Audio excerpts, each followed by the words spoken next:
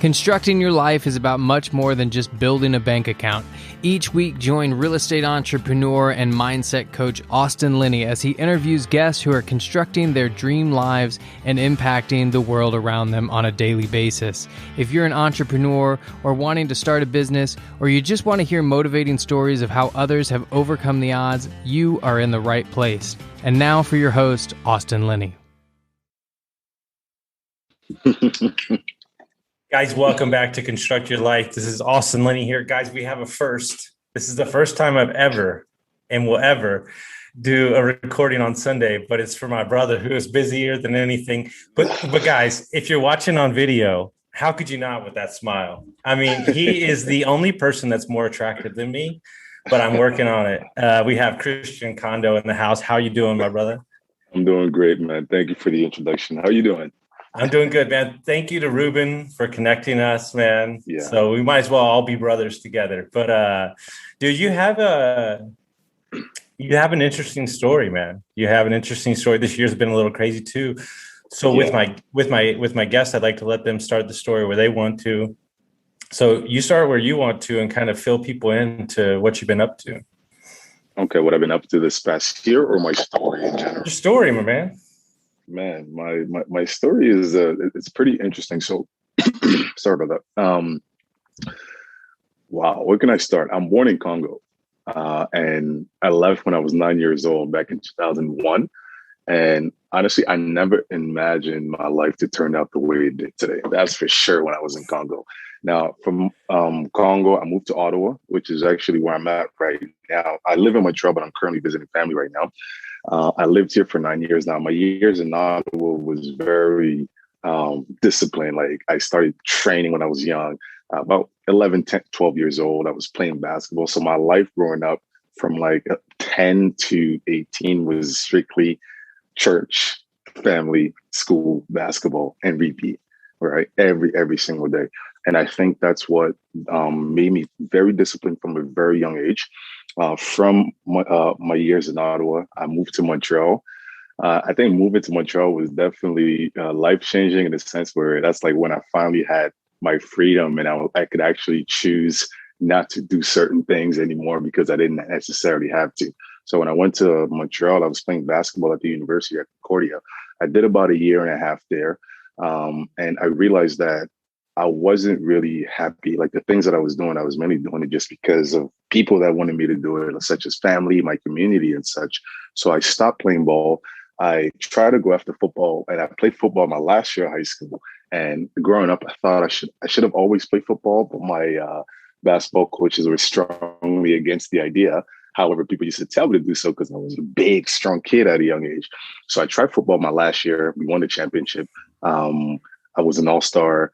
And I had already coaches that were recruiting me, and they were telling me that I should probably come back and do a year of prep school. But me, I wanted to get out of high school and just go straight to university.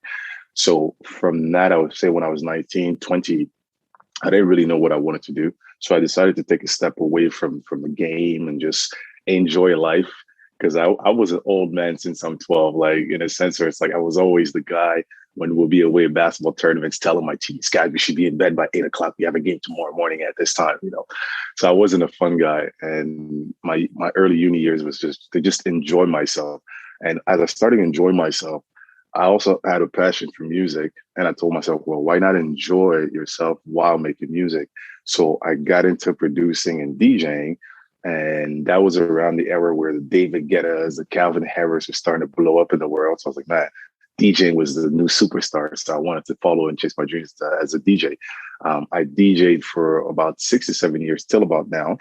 And right before the pandemic, that's when my DJing career, I would say, was starting to really take off. Like I was getting some really cool gigs, traveling from the south of France to Boston to, I went back home, which is crazy. I went back home for the first time after 19 years in Congo, and I was offered a DJing gig. So that's why I went. And it was an amazing experience. And while I was back in Congo, I think that's when I started reconnecting with where I'm from. And I was telling myself, man, can you imagine what your life would have been like had you not left Congo? Could you imagine? Because I started like creating all these scenarios in my mind that made me so much more grateful. So when I came back from Congo, I had a completely different like outlook in life. And I was like, okay, I can't just live for myself anymore, because I know like kids in Congo, when they see a guy like me who left Congo when he was little, they see hope, they see inspiration, they see this. So it's bigger than me. At some point you got to cut the crap, and it's not about you anymore. The decisions you make can impact lives, especially lives that you don't even know you're impacting. So when I came back from Congo, I was okay, like, what can I do that will truly and continue to inspire and motivate? I've always been big on self-development. Shout outs to Ruben for that. Ruben actually bought me my first book, my first self-help book. So that's how I really got involved in that. And so when I came back, I was like, okay, what's that one thing I need to do? I knew it was always fitness in a way, but I told myself, I've been training for 17 years. There's no way I'm not doing anything with this. Like, I'm not a personal trainer. I'm not any of that. So I was already an influencer on Instagram. So, and I was more focused on fashion and lifestyle. So I said, okay, let me try to implement self-help as well as training. So I started sharing some videos of myself when I'm in the gym, working out, just motivating people, giving out my thought of the day, where like I'll post a quote or read a book and like I'll share what I learned from it. And people were responding quite well from it. And then towards the end of 2019, my idea was to just like start pushing products on social media. I was approached by a group to open up a concept studio. So I was like, man, this is crazy. Like, I put it out there towards the beginning of 2019, and then it's finally starting to happen. And then COVID happened. So when that happened, it was kind of like I think it was a obstacle that I needed in my life to show me how bad I wanted to really impact people's lives. So when that happened, at first I was depressed for the first 2 weeks, but I think there was a purpose in that depression, because I'm not a depressive person. But when that happened, it's probably just because it was one of the first times where I was alone. One of the first times where I couldn't really go out there, because I'm a very social guy. I'm always out there trying to meet people. So all of those options were out of the way. And it really made me reconnect with myself, mostly spiritually, because I think everything in life that we do is connected: the spiritual, the mental, the physical. And a lot of times we don't take the spiritual into consideration. But for me, the spiritual is the most important. We'll get to that too. And so I just started trying to help people train from home. So those who didn't have any workout equipment, anything like that, by sharing videos online and doing live IG live workouts. So, and then I had the idea. I've always lived by the saying 1% better. I actually got it from The Compound Effect by Darren Hardy. For those of you, if you haven't read it, check it out. It's a great book. So I just thought, you know what, like, how can I get 1% better every day in every aspect of my life? How can I? And that's just by doing one thing that makes you better, one simple action, or even one simple thought, and putting out there in the universe. So I launched 1% Better Fitness. I was doing free live workouts and people were really enjoying it. So I had the idea, like, hey, why not start my business off, online workouts? And I started that back in last year, back in April. That's when it was officially launched. The first couple of months were rough, of course, but I never regretted that decision. I never once felt like, okay, I'm not really making any money yet. Like, never, because I was really enjoying myself. And I knew that whether I'm impacting 100 people or one person, I did my job, and that's what matters to me. So every day when I wake up, from the post that I post in the morning, I always have a morning quote, or the videos that I share. It's like to inspire one person across the globe. And I don't really count numbers. For me, that's each one, reach one, teach one, teach one, reach one. So that's kind of like what I live by. And then it just blew up from there. And that's how, like, Austin is saying that I'm busier than ever. It's just because I'm spending most of my time just like giving as much energy as I can. Like, if I have a client, like, it's like, yeah, how can I impact this person's life? So with what I'm giving to them, they can then go ahead and give it to their family or their loved ones or their coworkers. And ever since, like, now I'm looking at my life, I have never been in such a happy place. I thought I was happier before, but I think for me, the happiness really relies on seeing other people happy off of your work, off of you pouring your heart and soul into your passion that then impacts other people's lives. Love that. There's so much there, but something that hits me is it feels like in the early, not in a bad way, but it feels like in the early part of your life, you were doing kind of what the community wanted you to do or what the family wanted you to do. And now you're doing stuff that you want to do. And so there's full fulfillment. Not that you were not fulfilled with the basketball and the stuff like that, but, I would imagine the reason it hits me is I would imagine that a lot of people feel that way. I think a lot of people are doing things or in a job or in a relationship that they think they should be in for this or that, the other. What advice would you give to them if they want to break out, if they want to do their own thing? And that's why I think DJing was so a thing for you, because it was you on stage. Yeah. That was you. Yeah. That was your choice, right? Yeah. The advice, that's a very good point, because I also realize that a lot of people think like that. The number one advice I would give to people is that it's not selfish to put yourself first. And that's one of the things that we're always afraid of. Like, oh, if I stop this, what will people say about me? If I stop this, what will my parents, what will my... It's not like selfish of you to put yourself first. And I always tell people, you need to make sure your cup is filled first before filling into someone else's. So if you don't have anything in your cup, there is nothing there for you to give. But if you put all of that energy in making yourself better, which is something that you need to do every day, like no matter what stage of your life you're in, you always have to make sure you take good care of yourself and improving. It's okay to do so.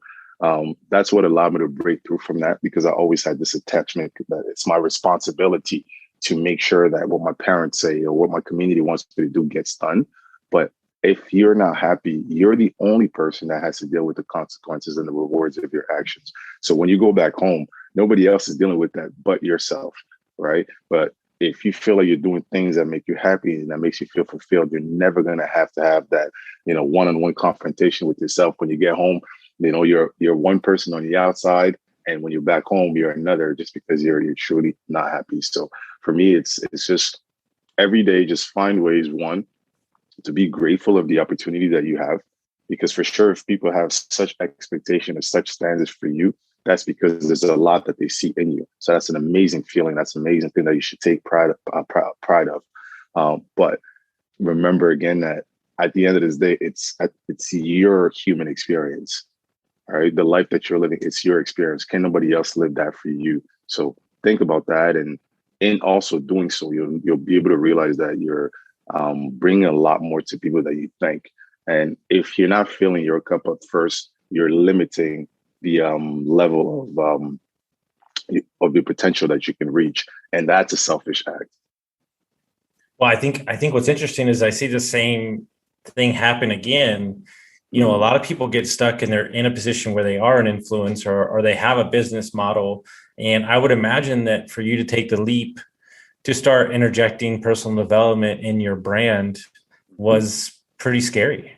I mean, that's a shift, but that was for you again, right? The theme keeps coming up. And because it was for you again, it allowed you to be happier, which in turn shows in your content and what you're doing. Mm-hmm. Absolutely. For me, as being an influencer, social media, I think it has a lot of great things in it, but also intertwined with some bad. It makes people think that what somebody else thinks about you, what they see in you matters most than what you believe for yourself to be. So a lot of people on social media aren't true to themselves just because they're trying to portray something that they believe society or social media wants them to be.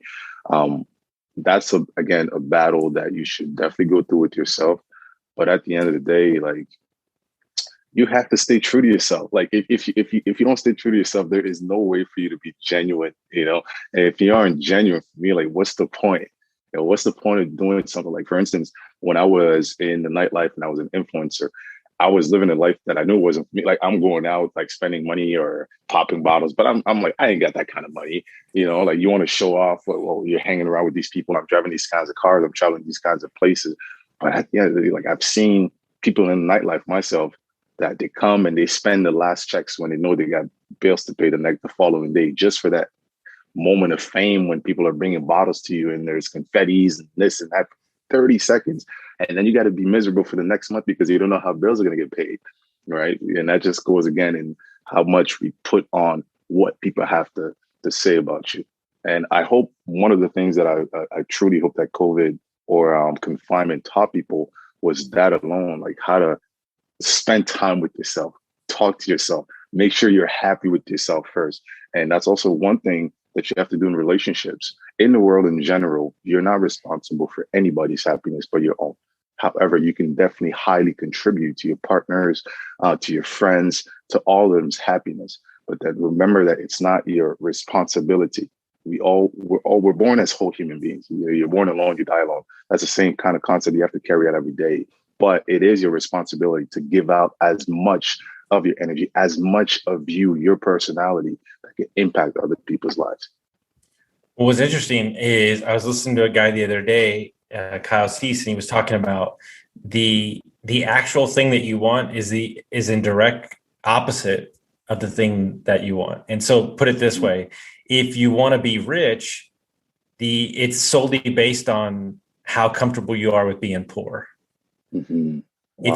If you want the partner of your dreams, it's solely based on how comfortable you are with yourself. Mm-hmm. Because if you're comfortable with yourself, you're going to radiate a higher energy, and that's going to attract the right partner. Same thing with money, same thing with your goals, same thing with everything. So what we've taught wrong in society is actually the way to be most present and the best boss and the best everything you can be is actually you being 100% comfortable with being quiet. Like exactly. I decided something last night, and I'm a different cat, but I'm going to start scheduling in thinking time. Now I've been thinking about this for a long time, like just time for myself, time to like think about what we're doing, time to like plan out, because like I really believe that your, $1 million ideas are based in thinking. $1,000 ideas are based in doing. And there's a time for doing, there's a time for thinking. And so I think the same thing that happened to you, what happened to me in COVID was it really taught me that the things that I thought I wanted or I needed in my life to be happy, meaning we're about to get in the scary territory, the gym, right? I saw people like going in dark depressions because they couldn't go to the gym. Did you see that too? Yes, absolutely. Mm-hmm. So what did you birth out of that? But more importantly, what did you see? Because I would imagine going to the gym for you was a big deal too. Yeah, it was a huge deal because going to the gym for me used to be a therapy. For me, everything that I do in my life starts in the gym. That's where I get my motivation. That's where I get inspired. That's where, it's like me versus me mode. And okay, once I leave the gym, I'm a different being in the gym. And once I leave with it, like that's how I'm able to take calm my whole day. I used to go to the gym every day and going to the gym and seeing people every day, and all of a sudden, boom, that it gets shut down and there's literally nothing you can do. I've also started by training at home. So it was an easier transition to then like, okay, what can I do from my place? However, I was a much bigger guy at the time, so I needed to lift heavy. So that's I think what was my biggest challenge, just like changing my ways of working out and stuff. But I know for the gym, other people use it to socialize. People use it to just get out there and get a completely different environment. And it is definitely mentally tough. You don't have access to those things, for sure. But I didn't catch the question. What was the question based around the gym? Well, I think the question is basically, it's this slippery slope, right? And we've talked about this a lot on all my podcasts, is that a lot of guys, if they're really into personal development, they'll not go to the gym for 3 weeks to see how they feel about themselves. And I'm like, dude, that's some next level personal development. And so how do you work out, and how do you care? Because I need the workout, obviously, but how do you make sure that it's not so wrapped up in your identity that it affects your mood for the rest of the day? Like, I mean, it's a really the question's like really odd, because I go back and forth because I need it and I want it because it helps me feel better, but I want to make sure that I'm not too attached to it. It's like slippery slope. So for me, I think it would be more to say, I'm not attached to the gym, but I'm attached to my body getting better, getting stronger on whatever ways that I can. All right. So if you're not going to the gym, what are you doing for your body to get better? It can be going for a run. Even resting is super important for your body to get better, right? People think that I get my results in the gym. No, you get your results in your recovery process. And that is what you feed your body, what you put inside your body in terms of liquid. Are you drinking water or are you drinking alcohol? And how much time are you allowing for your body to rest? When you go to the gym, if you are hitting the weights heavily, you're tearing down your muscles, and it need time to repair itself. Even if they don't get that time, you can definitely injure yourself. So it's just understanding ways for your body to better itself. If you're not going to the gym, learn about how you can train your body better, learn how to listen to your body, and learn how to take care of it. And I think one of the big things, and I'd like to spend some time here. I think one of the big things that really not frustrates me, but it's very interesting to me is I think that we, nutrition and working out, there's so many there's a million different opinions out there. And I think that a lot of people are stuck in the 1980s when it comes to working out and mentally. What would you say? Let's debunk some myths in the fitness space. What are the stuff that drives you crazy? Ooh, what are the stuff that drives me crazy when it comes to? Or what are the things that clients tell you, and you're like, that's not true. Well, one of the things I would definitely say, let's say something very simple. Like I have a lot of fellas that I train. Okay, they all want a six pack, and I think the only way to get a six pack is by doing 30 minutes of core every day. All right. And that's untrue, because if you're not doing any cardio, like your body doesn't burn fat in that one specific area, right? It burns fat in your whole body as a whole. So if you want to get a six pack, it's not just in doing, 200 sit-ups every day. You got to get some cardio in to burn that fat as well. That's one. A second thing, huge myth, myself, I was a part of it, was, okay, if I want to get jacked as a dude, I got to hit my upper body. But that's actually untrue. Like, start working your legs, fellas, please. Leg days are huge important. So it's very, very important in your training. Me, I never trained legs. I always had a bigger upper body because I've been doing chest, back, this since I'm 12. But my legs were like this. And the minute I changed my training and I started working my legs, the thing about training your legs, it activates the growth hormones that makes your rest of your body grow just in proportion. And your body composition is a huge part of your different aspects of fitness. You have strength, you have cardiovascular, you have your body composition, you have your mobility and flexibility. And a lot of times when guys we train, we focus on one aspect of it, and that's his strength. Or we just want to get bigger. We just want to get guilty. I don't work out my legs because I ride a lot. But what I'm finding is my core hurts, my back hurts because my hamstrings are tight and they're not strong enough. Yeah. You see, so mobility and flexibility, that's another aspect of it that us fellas, you don't take into considerations.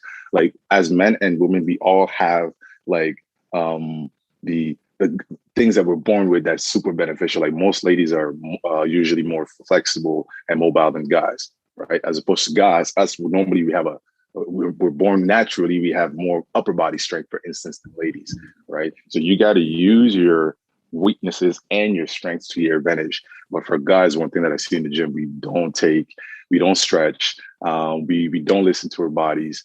Yeah, right now you're 20, you're 30, you're 40, you look good, but these things have a long lasting impact. When you're 60, 70 years old, like, there's a guy I used to really love, Ronnie Coleman, bodybuilder, insane, this guy.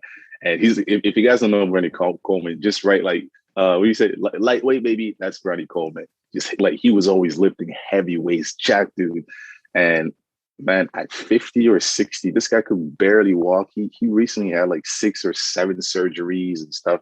So that kind of gave me an idea that, it's not about just the now. You have to think about later on too. Same thing in your financing, right? In your finance, like when you are your financial decisions, you should always be thinking 7 generations ahead. It's not just about the money that you have for yourself right now. You want to think about your children, your children's children. So it's like every decision you make has a lasting impact, starting in the gym, fellas. Yeah. No, I agree. And I think one of the things that helped me, and I'd be interested to hear your take on it. I know we spoke about it a couple of times, and I'm very adamant about this part. And I'll call myself 100% out. And I am a mindset coach, but this is when I started losing weight after I stopped drinking. I was not mentally strong enough when I started this journey to handle the scale. I couldn't do it because it yo-yoed and it yo-yoed my emotions. So I made a choice to just not look at it. Like, I just was like, you know what, for about a year or 9 months, I'm not going to look at it. And it wound up just chasing the feeling of feeling good. And I lost like 30 pounds. Right. And so on top of what I already had lost. But moreover, what's I think is the most important is I went farther than I ever thought I could go either too, because I wasn't focused on a number or something like that. But what I tell everybody is instead of worrying about like how much you can bench or like all this stupid shit, like I adopt a lifestyle is I'm a healthy person.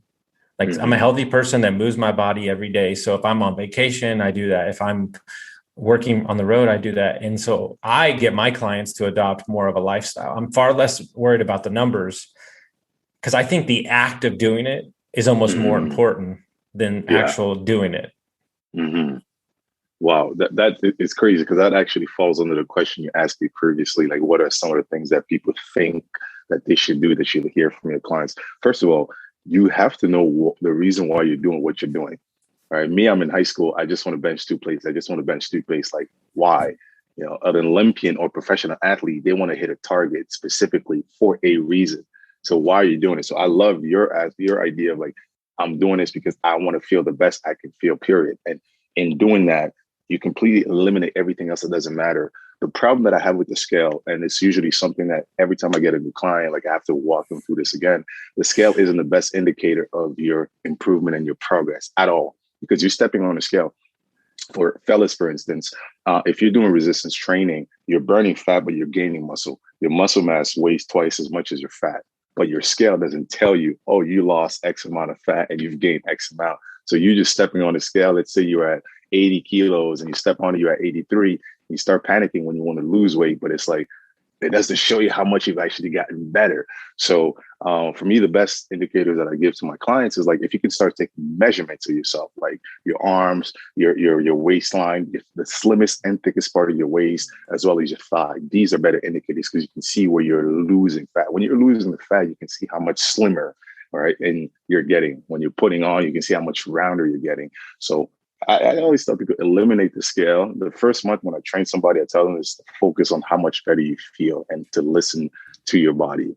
So first, like what you did, man, is a strong accomplishment. So congrats on you for that.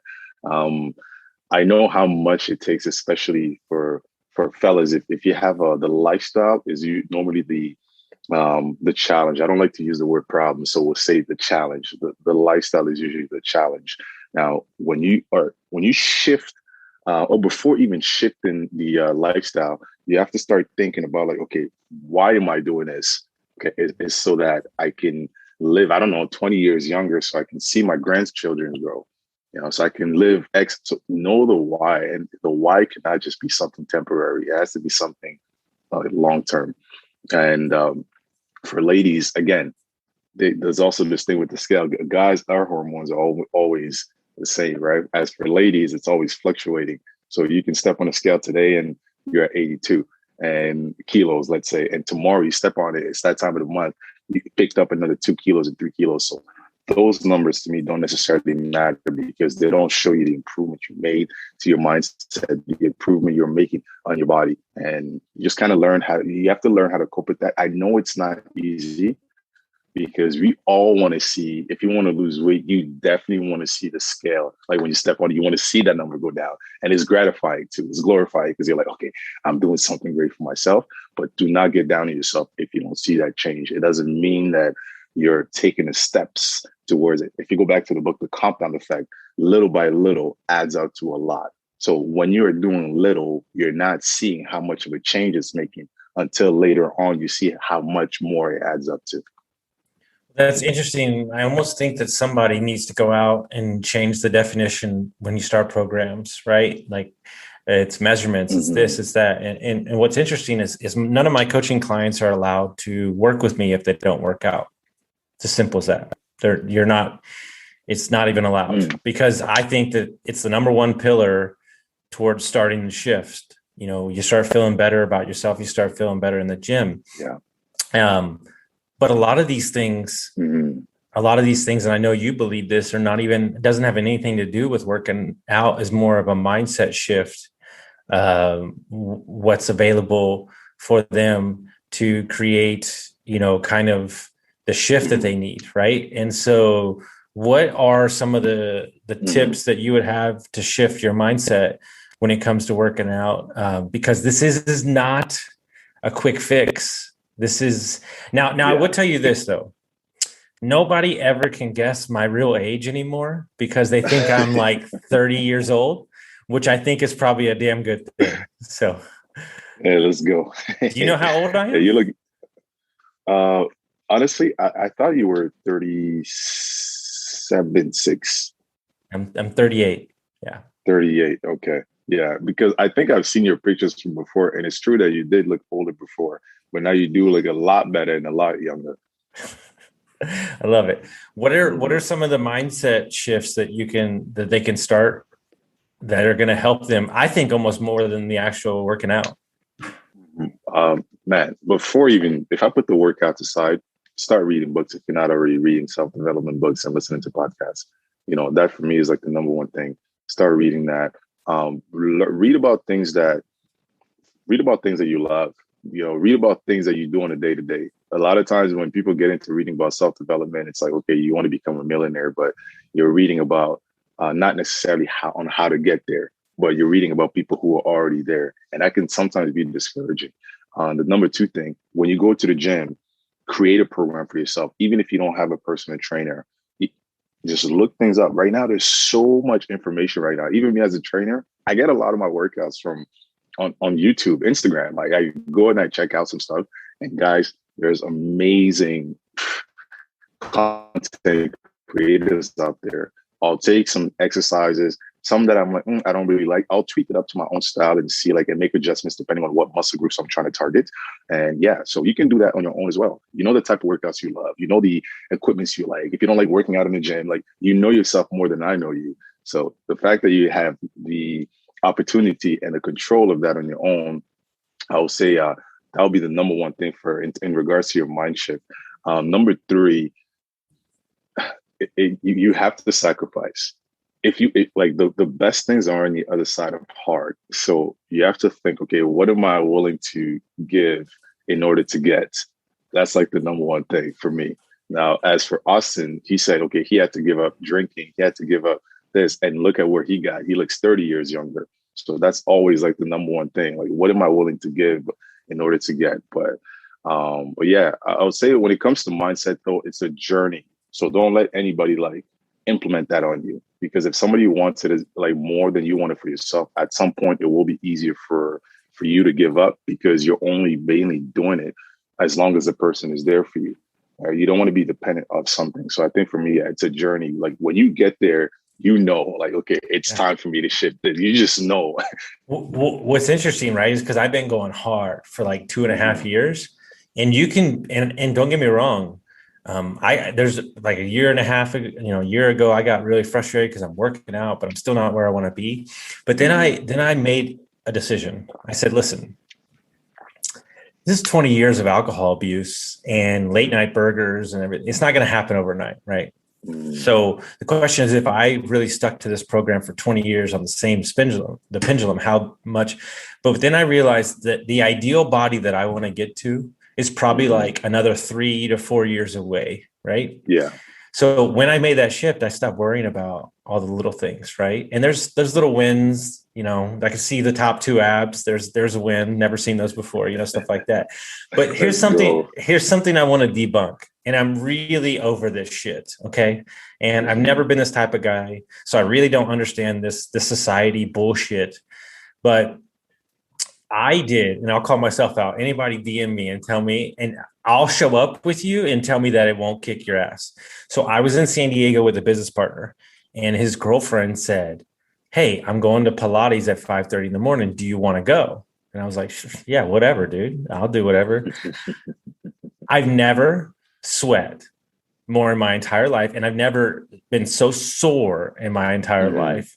And we become the society of, if you're not slamming heavy weights or you're not running a marathon, you're not fucking working out. But I feel like lately, as small as it is, I feel like it's shifting out there in society, and people are, men are doing yoga, men are doing other things. And I feel like the overall consciousness of working out is shifting a little bit. Is that something that you're seeing too? Yeah, I'm seeing that a lot, even on my end. Like I was like that too. Like if I don't go to the gym and lift heavy weights, feel sore the next morning, I didn't do a thing. Right. But I'm also getting more into yoga, and I'm realizing it's not just about getting sore. It's about also learning a skill. It's about educating your body on and your muscles on like, okay, how to move, how to, how to train smart. Don't always train hard. Some days I go in the gym and I'm like, okay, I'm going hard, lift as heavy as I can. But most of the time I want to train smart, because in training smart, like when I train some clients, for instance, and I tell them, give me 12 squats. Sometimes they want to do it as fast as they can just to show how much they can push. But it's like, no, you want to slow things down, because actually when you do things slower, I don't know if sometimes you know if you know what eccentric is, like when you're doing negatives, like if you're pulling yourself up on a pull-up bar, it's actually harder to release slow, because then you're taking the time to elongate the muscle, which means you're tearing it some more. And that's how your muscles grow. You tear them apart so they can be built stronger. And in doing so, you're also working on a certain range of motion. So the better range of motion you have when you're exercising, the stronger and the bigger your muscles can grow. But all of that, I didn't learn that overnight by pushing heavy weight, right? I tried it. I was starting different types of training. So Pilates, I'm seeing a lot of men get into Pilates. I'm seeing a lot of men get into yoga. That is amazing, because those are some of the things that our weaknesses are mobility and flexibility. How many guys like you see lifting heavy weight but can hardly bring the arms behind their back, behind their back, and like pull their elbow in, stuff like that? How many guys am I seeing like in the gym want to squat 300, 400 pounds, but they can hardly stand up and reach down and touch their toes? Like those are some of the things we have to be mindful of when we're training. It's about being a complete athlete when you train. So it's not just lifting heavy. It's about having the right cardio. It's about having the right body composition too. How many guys do you see in the gym with chicken legs and heavy upper body? Right. So all these things you have to take in consideration. So the number one thing when you train is to constantly educate yourself. This is a metaphor for life in general. If you're making a bunch of money and you're way overweight, I'm good. Like if you're making a bunch of money, or you're, a shitty husband, I don't want to hear from you. If you're in the gym 7 hours a day because you're addicted, I don't need that either. Like it's we become a culture, and just so you're clear, the lifting too fast, you're talking to me. So I can't wait till these borders open up and we can fly you out. You can spend a weekend. Man. You can spend a weekend with me, because I really see, here's what I want to talk about for a minute. My life, I'm very busy. I coach, I'm building companies. There's a lot of responsibilities on me to podcast and everything. Headed into 40 and 50, which is, around the corner, it's going to, and probably have, kids and all that stuff. It's going to ask more of me than anything that ever. So I know that this health, what I put in my body, is so foundational to me showing up in my companies as a coach and as a business owner. I know it's the most important thing that I'll do, because if I don't have that, then I can't show up as my best self. And is that kind of what you tell your clients? I mean, you see those CEOs up there that are making billions, millions of dollars. They're in good shape too. Like it's that work that you call it, that selfish work, that I think will make you the best husband, the best CEO, the best business owner. Absolutely. And for me, I think everything starts in the way you train yourself and take care of your body. I have some clients. There's one of my new clients. He's a surgeon, and he told me that he does like gastric bypass and CIS and stuff. And he's always basically educating people like the importance of being in good shape. But he's not in good shape himself. So that's why he wanted to start training. And we've been training for about 2 weeks now. And he told me that the other day, like whenever they have an emergency and he has to run from one end of the hospital to the next, like he's huffing, puffing. But since we started training 2 weeks ago, he told me, man, like I ran from one end to the next and I was okay. Like I got there without like being out of breath. And that made me super proud as a coach, because for me, it's about a lifestyle. Like how is the way you train impacting the way you live? Right. So if someone comes to me and they tell me as a coach, I'm running a 10K marathon, I'm not going to make the person lift heavy weights because that's not complementing their game. All right. So that's also the same approach people need to have when you're going to the gym. All right. Know what you do on a day to day. Like, okay, how is the way I train? If I'm always standing up, for instance, or if I'm always on a computer, for instance, well, I know that I need to train my upper body. I need to train my back, my shoulders, so I can always have proper posture, because more often than not, I'm always in front of a screen, right? Which impacts my posture and such and such. So yeah, for me, like the number one thing I tell my people is your training, it should be something that contributes to your happiness. It should be something that complements the way you live, right? And that starts with functional training, functional movements. Like you open doors every day, you sit down every day, you go to the toilet bowl every day or almost every 2 days, I hope, and things. So how is the way you train complementing that stuff? For you, or someone like you, Austin, I think it's great that you've been able to lose 30 pounds. I think it's great that you've been able to move away certain things, in your life that were making you live not the healthiest lifestyle, right? Because you kept in mind that, man, if I have kids or if I'm trying to build businesses, like business owners can be looking at a person like me, right? I have to start acting like the person I want to be right now already so I can manifest it in my life. And given the fact that you're super busy, it is very important that, like when I had the time zone confused for a meeting this morning and you told me, hey man, I'm at the gym. I was like, what? Like it's 6:30 on a Sunday, you're in the gym, let's go. And actually I didn't know you were going to be able to come this fast. So I'm at a hotel right now. I was like, yo, let me start doing some push-ups. Like if Austin is in the gym right now, like what's my excuse? Like, dude, I was already out there at 5:30, but hear me out. So tomorrow, so Monday's my long day.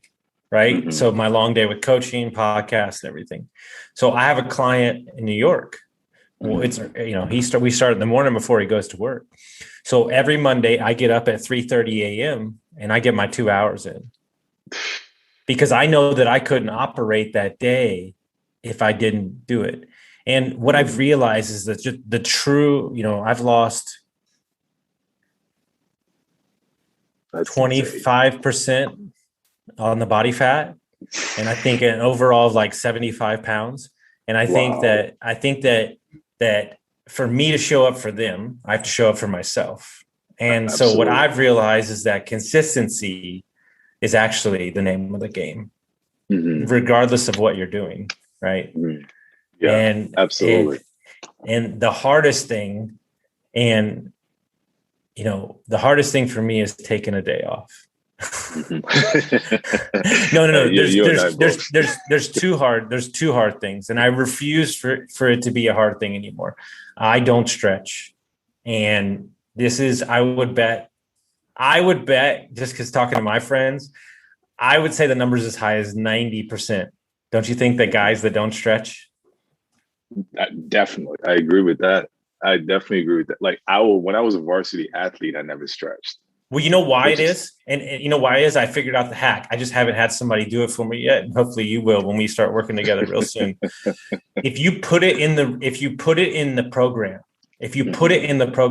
and I have a clear definition of what I'm doing every day, I will fold it in my stuff. It's because I don't have it in front of me that it's just left to, because like, here's a perfect example. High achievers that I've met, like people that are running big companies, they schedule in time they're playing with their kids. Wow. Because if it doesn't get scheduled, it gets left. Exactly. And so I think that if a trainer taught people how to stretch and put it in the program, I think you would change people's life because they would feel better, Yeah, it's crazy that you say this because it is true. When I was a varsity athlete, I never stretched. I don't understand how I did that playing basketball. I didn't stretch, but I was super athletic. Then I realized I was very tight. So when I started my fitness company, like stretching, flexibility, mobility was a huge aspect of it.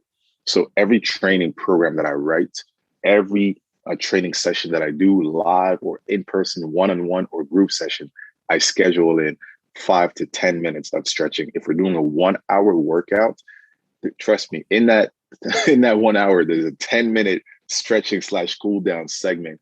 And some people feel like it's too long at first, but you realize how the good it does. Like you are training, sweating hard, tired, and then you stretch. After most of my clients finish stretching, it's like they feel so much better as if they didn't really train that hard. you know, and then like it kind of refuels you for the next part of your day. So that's how important stretching is. And here's how ridiculous it is. Now I'm moving away in 2 days, which I'm very brokenhearted. But my bodywork massage guy, who's one of the best I've ever seen in my life, Reese, a couple episodes ago, I am going to get to a point where I hire somebody to come and stretch me. I know it sounds ridiculous. No, it's not. But I will be more.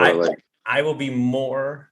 I'm a person who's more accountable to paying somebody or somebody showing up for me than sometimes I am for myself. Yeah, man, I think it's a great initiative because that's actually something I want to get a certification in. The guy who's coming to stretch you, I don't know what certification he has, but there's something called FST, fascia stretch therapy. So it's basically learning how to stretch people. And that's one of the, I've had two, one guy I know who does that, and he came and he stretched me out. It actually felt better than when I stretched myself out. So I think it's absolutely amazing just because one, the person knows what they're doing. Two, they know where, what part of your body needs improvement. So they know where to double down on. And they can also educate you on how you can do certain things of the sort on your own. True story. He came yesterday. I couldn't lift weights. My shoulder's fine. Hour and a half. Like he was like, and he really worked on it, and it's like, okay, well, my shoulder's good now. So it's like, you know, and it's like as you get older, you know, things they start creeping in more than they did, right? But if people want to find out about your journey, if people want to follow what you're doing, they want to find your courses, they want to find your training, how would they do that? Oh, they can follow me on Instagram. My ad handle is Christian Kondo 1, Kondo with a K, 1 on Instagram. And then you just DM me out there. I also have a Fit Fam on Instagram. My page is 1% Better Fit on Instagram too. You can find my programs and what I do out there. I have a lot of things that I offer, and I always make sure that I offer some free time to the community. So every Sunday at 12 p.m. East, I do a free live workout. So people that are in, let's say if you're in Montreal or whatever city I'm at, usually at a park, so you can join me there. But if not, the Zoom link is on there. You can join me on there. And, you know, I'm building a team with new instructors now. So it's really good to also see the team growing so we can offer even more time like that to the community. Wonderful. I love it. And I can't wait to do a live event with you, my man. Guys, check this dude's thing out. Trust me, you'll be happy you did. If y'all got some value from this, share it with a friend, and we'll see you next time. Absolutely.